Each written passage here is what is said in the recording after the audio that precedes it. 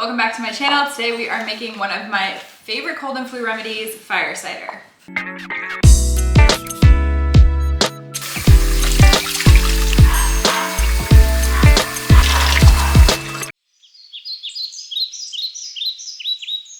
If you guys have been following me on TikTok or Instagram, you've probably seen this recipe before, but I've gotten a lot of questions about the technicalities behind it and just a lot of why do you use this? Why don't you use this? That type of thing. So I'm gonna break it down in this video.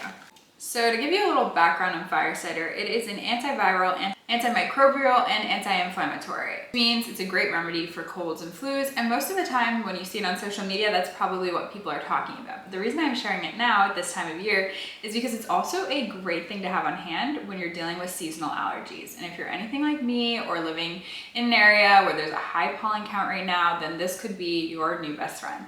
It's really great at supporting your immune system. It works as a decongestant. So if you're someone who feels very congested this time of year because of allergies, this will help you out a ton. I know personally that's something that does really take a toll on my body. And this is something I take every single morning, 1 to 2 tablespoons, and it helps keep away all of the sinus congestion.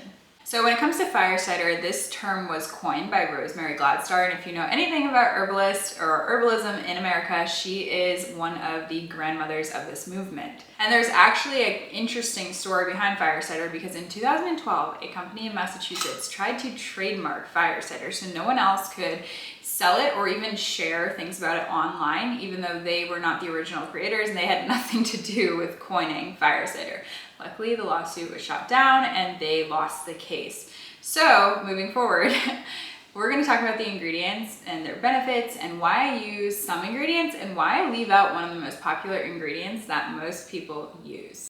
Today we're using lemons, onions, ginger, jalapenos, garlic, turmeric, black pepper, thyme, apple cider vinegar, and honey. One ingredient that I am leaving out today that most people include is horseradish. This is a great antibacterial. It can help clear mucus and boost circulation. I'm leaving this out because this has been known to decrease thyroid function, and this is for my sister who's working on increasing her thyroid function right now.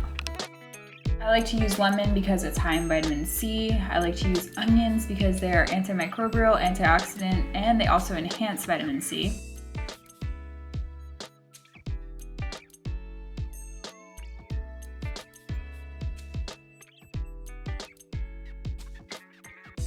Ginger is great because it's warming, anti-inflammatory, antioxidant, circulatory stimulant, and it reduces congestion.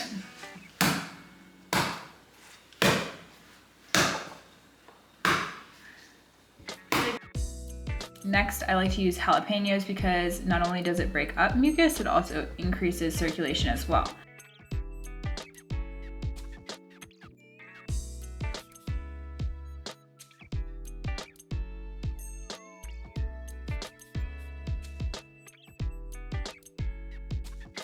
We have garlic, which is also a warming option. It's anti-inflammatory, and make sure you crush it before you add it in.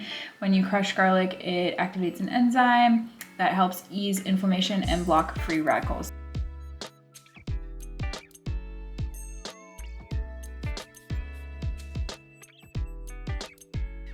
Okay, so the next step is one of my favorite steps because it's just kind of fun to throw everything in the jar.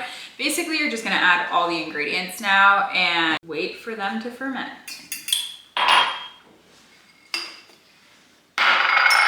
We've got, in this mix, we're doing a mix of thyme, ginger, rosemary, garlic, lemons, onions, turmeric, and pepper. Turmeric is another anti-inflammatory. It's also an antioxidant, and it is an immunoregulator.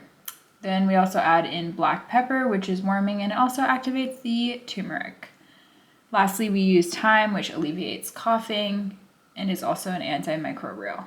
Vinegar has been used for thousands of years by humans to both preserve things and use the antibacterial and antimicrobial effects for things like colds or flus or other various sicknesses. So with this, you're gonna basically just cover all your ingredients with vinegar. When it comes to fire cider in general, it's a really fun thing to do because all you need is vinegar as your base, and then you go from there. You can pick the herbs, you can pick the vegetables. I do suggest using a hot pepper, so we used jalapeno today. And you can see like if you have things that are more in season. So after you add all of your ingredients, you are basically ready to just let it sit for 3 to 6 weeks. Keep it out of the sun. I usually put it in a cabinet where there's no light touching it and where the temperature is just around like 65 to 70 degrees.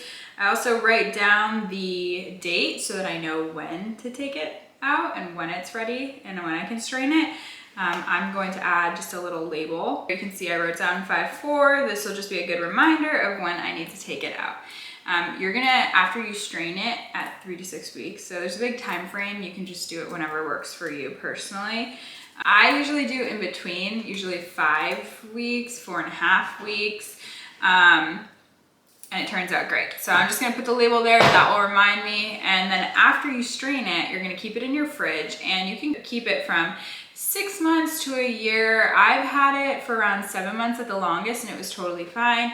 Again, the vinegar acts as a preservative, so as long as it's in the fridge, it's pretty shelf stable. You can also can it and preserve it if you're wanting to keep it, you know, downstairs in your canning section.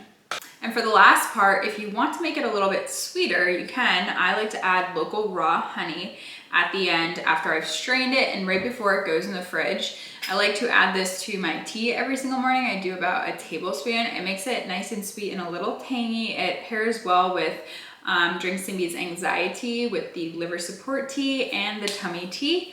If you have any questions about this, you can just leave them in the comments and I will answer them there. And if you have any suggestions for other videos or topics or recipes that you would like me to cover, leave them in the comments.